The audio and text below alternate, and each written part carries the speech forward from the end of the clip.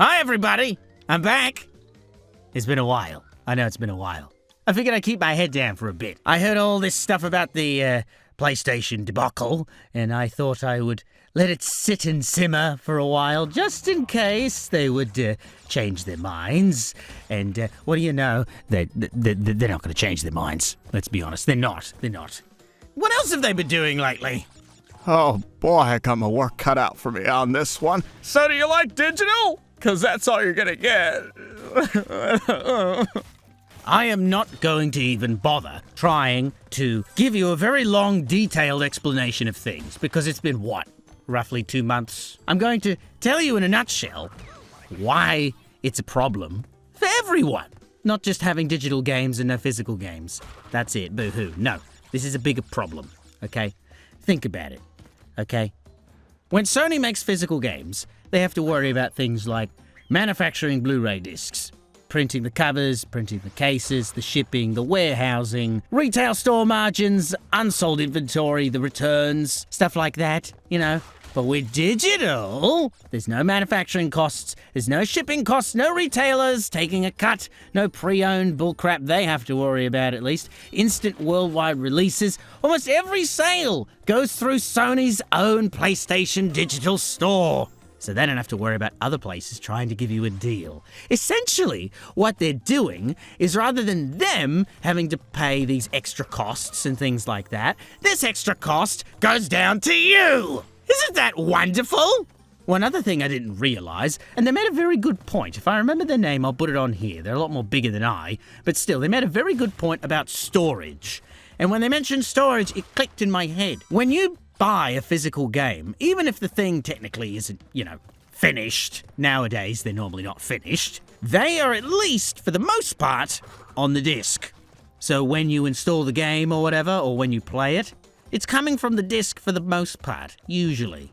Now, when you buy something digitally, it is totally and completely 100% being downloaded and shoved onto your hard drive. So, something that was maybe, 10, 20, maybe 30 gigabytes now shoots up to maybe 120 gigabytes. How the hell are you going to fit that on there? Think of something like, I can't remember how big Cyberpunk is. Maybe I'll look this up and put it in later. But stuff like that's going to be huge. Huge, man, huge. Remember that one game, what was it, Ark?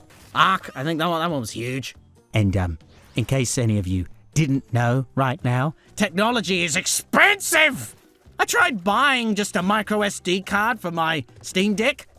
Jesus wept! It was huge! But if I wanted to buy an SD card for my camera, specifically my camera, oh no, that's fine, that's a bit more reasonable. Nope, not if it's for gaming. Nope, it's going to be extra expensive because our AI is hungry and it's thirsty for that delicious water. So that's something we have to consider as well. The bill is being thrown over to us rather than Sony themselves. Storage is one of those big things that you will notice from now on if that's all you choose to do and buy digitally. Your hard drive space is going to fill up fast. And if it already hasn't been filling up fast, it will. And you better make sure you buy some extra hard drives or some extra memory cards. Let's make sure that they're solid states too, so they run better. So holy Jesus, your price tag is now doubled or tripled. Just for a moderately modest gaming experience. Now, I'm not going to dwell on this because I feel like this argument has already been done, but I know I'm going to get people about it later saying, well, what about you? Don't you buy digitally? Come on now, don't be a caveman, buy digitally, bro. Mate, let me tell you something. If you didn't know already, yes, I buy digitally. My digital library dwarfs my real physical library, and then some. I have at least over 1,000 digital games, at least, and that's just on one digital platform. Physically, maybe a couple hundred if I'm generous. But that's also because I try to keep these things sentimental, especially if they're physical, you know? If it's going to take up space, I want it to be meaningful space. That's someone else's argument right there. But, oh, well, that's it then. You could just buy digitally the games you don't really care about too much digitally, and then get the games you care about physically. That's good. Yes, last time I checked, that is a very reasonable way to do things. That's also why some people probably like to buy collector's editions, you know? Oh, I got the collector's edition of Spyro the Dragon, or Crash Bandicoot, or Castlevania Symphony of the Hawkonites, or something. You know, they look nice, they look pretty, stick them on the shelf, whatever. For places like Sony, though, somewhat Nintendo, and other places I'm sure who will follow suit, I'm fully expecting Microsoft to follow in their footsteps soon, along with Nintendo. They're kind of already halfway there with their digital game cards. Let's be honest, they were kind of pushing this first, just kind of teasing it, and now Sony are the ones that are really, really ramming it home. But this doesn't just go for games. Something that I've recently realized is that they also own Crunchyroll. Sony. Yes, they own Crunchyroll. It's under their little banner. So think about it. Those who want to get their physical collector's editions or whatever of their DVDs, or just be able to pop it in and watch it whenever they like. No. That's not going to happen, big boy. Places have already been going digital for movies and stuff like that for quite a long time. And Crunchyroll and their TV shows are not going to be any different. From what I recall, they're also raising their prices. Wonderful! And you won't be able to buy any physical swag from them in a little while unless you're actually subscribed to them on their little subscription system. Great, but don't you worry. I bet they'll jack up those prices like Sony does with theirs. And then they'll give you, I don't know, maybe 30, 40, 50% off. Wow! Oh, it's such a good deal until you realize, wait a minute, they raised it by 50%. So technically, you're only really buying it for how much it probably should be worth in a small way. But they're acting like it's a big deal. Ooh, 50% off, 50% off. It's just like that food thing that they were doing for a while at Woolies and stuff, where they were raising the prices and then lowering them and making you feel like you're getting a deal, but not really. Not really, no, it's an artificial sale, folks. There are only two reasons. Two whole reasons why I could possibly defend the idea of going completely digital, or at least a company specifically going digital, certainly not Sony. But my two examples are, if the company is so small that they can't financially make physical games anymore. So that way, they're able to still make good quality games, put them out digitally so everyone can enjoy them, and so we keep getting them pumped out, you know? That's about it there. Sony, they have the money, they have the power, they can do that. They just have executives that they want to keep extra duper happy. Now, the other reason why I could maybe see this working is if everything was digital and you got really good sales, like Steam does. Steam does have a little bit of a, 50-50 sort of ratio in regards to how good they are. Now, they have things like summer sales and all that, and their Christmas sales, whatever. Sales up the wazoo, you know? I jumped in on the Steam summer sale this year. I walked away with, I think 10 games for less than $100 or something like that. Good quality games as well. You could not say that on, say, the Sony store, the Xbox store, anything like that. Even probably back in their glory days. Remember Xbox Live when it was really good for arcade games and stuff like that? It was magnificent. I also missed the sliders on the 360. That was really cool. Anyway, I digress. No, that's not what they're doing. And they're not going to do it. You'll maybe be able to buy, I bought a friend a copy of Cyberpunk 2077, I think, on the PS4. I think that was maybe 25 buckaroonies for pre-owned. But even if I bought it new nowadays, I'd probably get it for maybe 30, 40. No. I haven't looked. But I bet you that is no cheaper than maybe $60. Aussie dollary dues as well. Dollary dues, Aussies. But even American, maybe 50. Not 40. Not lower than that. No way. Not digitally. I bet you it's much higher than that, but that's just me trying to throw them a bone. They're not going to make it cheap. They're going to get their little monopoly going. That's exactly what's going to happen with other companies as well, if they have it their way. They were putting their PlayStation games on the PC for a little while. I think they're pulling out on that as well, from what I heard. And that's fine. That's totally fine, because on the glorious PC, we essentially have games just like yours and then some. That's the big problem here. One of the big things that companies like Sony had, in their defense, was they had a physical option. Lots and lots of Steam games didn't really have physical games anymore as an option. Sure, you might be able to buy a special Humpty Dumpty collector's edition with a statue or something for one of these things. Or if you got it off, Strictly Limited or Limited Run, stuff like that. But usually you wouldn't actually get a disc with stuff on it. Sometimes you would, but usually you wouldn't. It would just be a box, maybe with a fun little booklet and a digital code or something like that. Now, thanks to Sony, you don't even get the booklet. You just get a box. Maybe not even a box. You get dead air. Just a docket, I bet. A little receipt for English speakers. A receipt with a little code on it. It says, put this in and the thing is yours. Yay. And we could take it away whenever we want. Just like they've been doing with movies all over bloody Europe. Thanks for that, by the way. Apologies, I digressed a bit. It's a habit of mine.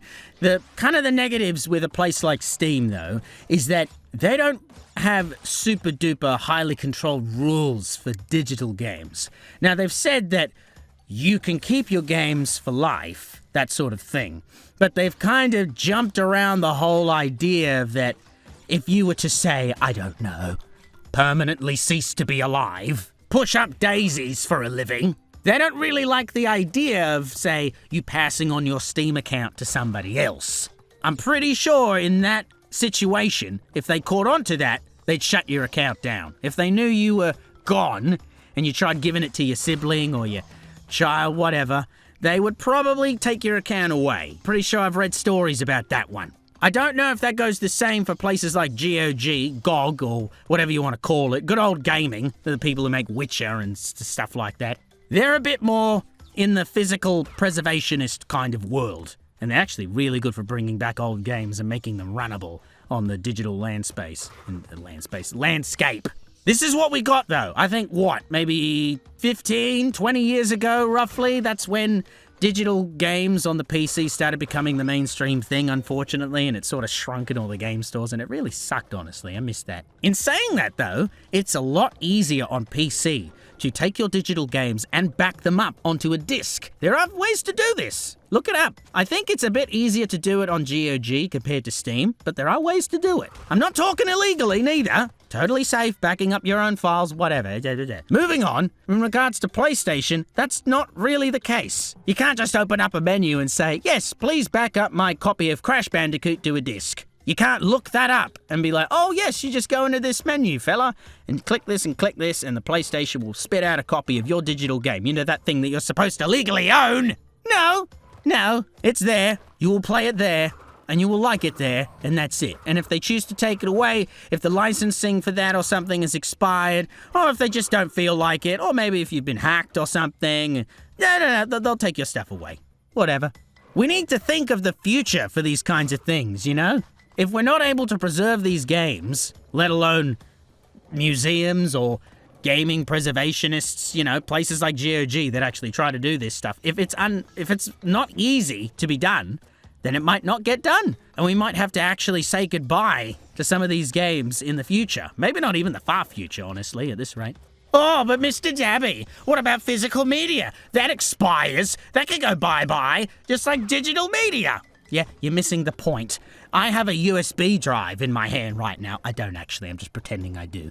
And if I wanted to take this and make a baby with it, you know what? I can! I can take another USB, stick it in my computer, take the files, copy paste, wang bang, there you go, I got 2 motherfucking USBs with the same file on it. I know it's a digital thing technically on a physical thing, but you're missing the point. The point is that because I have the files, I can take that and make a copy of it. Same thing if you had a physical copy of the game. It's easier for you to take that, back it up, and move on with your life. If you just have a digital copy of it on a system like a PlayStation and that's it, it's going to be a lot harder to make a copy of it. Unless you did something quote-unquote illegal and tried to break into your console and do it that way. Some would say that's stealing, some would say that's illegal, but you know what? If buying isn't owning, then maybe piracy isn't illegal! I didn't actually say piracy was legal. The words of Mr. Dabby are totally satire and not funny at all. Please don't sue me. Look, I've touched on it before, but as mentioned, the positive about physical games was that you had your own little market for it. You could play it for a bit, sell it to a friend, give it to them, trade, whatever. Then don't really have a secondary market like that on the digital scape. And that's what they like. They like being able to control everything. You're going to lose much more people than you think. But I know that the majority only care about digital. They're not going to think about this. In the end, you're just going to push people out. The majority of people who play games nowadays are older. I think they're in their 30s or 40s, according to statistics. You might have to look that one up. If you keep focusing on making profits for you and your business and stockholders or whatnot, sure, you'll get rich, you'll get some money, but you're not going to get a newer, younger, more awesomer audience. Your main audience, is just going to get older. It's going to be this much smaller, younger crowd who can actually afford this stuff. Anyone who just kind of wants to jump in and play can't, because it's too expensive. I could also point out the whole internet thing. You really do kind of need internet, and I know a lot of people like to moan and say, oh, who doesn't have the internet nowadays? That's funny. Look, places like Australia, gonna be honest with you, we might have invented the Wi-Fi, but I never said it was any good. Do you have any idea how long it takes for me to install a copy of a game sometimes? It's not fun! God help me if I try to install GTA 6, that's not happening. I mean, I'm not playing that for several reasons, but that's a whole other video in itself. I'm not getting into that crap. You guys enjoy it, I ain't playing it.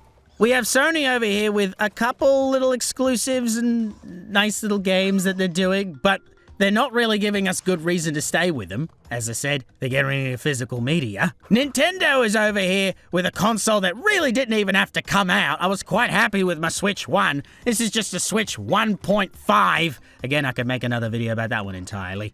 And then we got Microsoft, good old Xbox over here, who I really used to like. I have a lot of 360 games. Their exclusive games, you know, the ones they've been putting out as of late, their consistency is just as much as my consistency is on my friggin' YouTube channel. See the subscriber count? It's pretty low. You could change that if you want and subscribe. I've babbled on long enough. Let's summarize and talk about what's going to happen next. They're planning to do this business transition by January 2028, apparently. During this time, expect the physical market to change. People are probably going to buy more physical games, maybe even more physical DVDs and movies and stuff like that in the preparation of that changing too.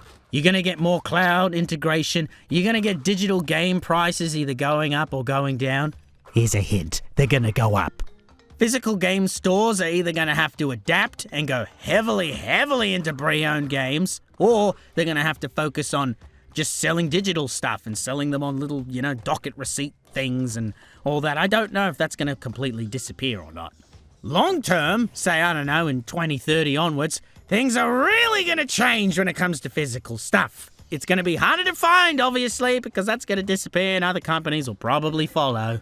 I expect it to go the way of vinyl and mixtapes. It's going to be more of a niche commodity and all that. But hey, people who like vinyls, they're out there and they're nice and they're there. I hope that it evens out over time and things stop getting expensive in regards to physical stuff and people are nice and try not to scalp and all that. That would be great. But overall, I don't think it's actually going to disappear. So I'm not worried about that. What I'm worried about is that people just don't fight it all and they give up and they let it happen. What we can do to make sure that this thing does not disappear entirely and perhaps turns into the next vinyl is that we keep pushing, we keep talking about this, and we keep making it aware to others and companies and distributors that we actually want these physical games. That means other companies and other people will try to fill that void. People are a very disgusting, fickle race. When money's involved, they'll come running. So, if places like Sony choose not to make physical media, there'll be other companies, hopefully like Strictly Limited and Limited Run. Limited Run have a bit of a rocky relationship with people, but hey, look, they're trying at least, I guess. But the point being, they could potentially approach companies like Sony, hey, you're not doing the physical stuff, why don't we do it and all that? So then you get your piece of the pie and blah-de-blah. So we might get that. Or hey, look, if Sony wants to get out of the picture, sure, we can have these games released on other things, like, I don't know, PC. And we'll get them that way, and we'll probably get our physical copies that way and all that if that's what you're interested in. The best thing you can do, in my humble opinion, is stop buying digitally from Sony. I'm not saying stop buying entirely. I'm just saying stop buying digitally. If you already have their games, play them. Enjoy them. Okay, fine. If you have a subscription with them, I would cancel it. Stay well away from it. Do not give them a reason to jack up the price on you when you're not looking, because it's gonna happen. Either that, or they're going to take more and more things away, give you a little bit, and then take more and more things away, give you a little discount, but it's actually the same price as what it should be, and then raise it back up again.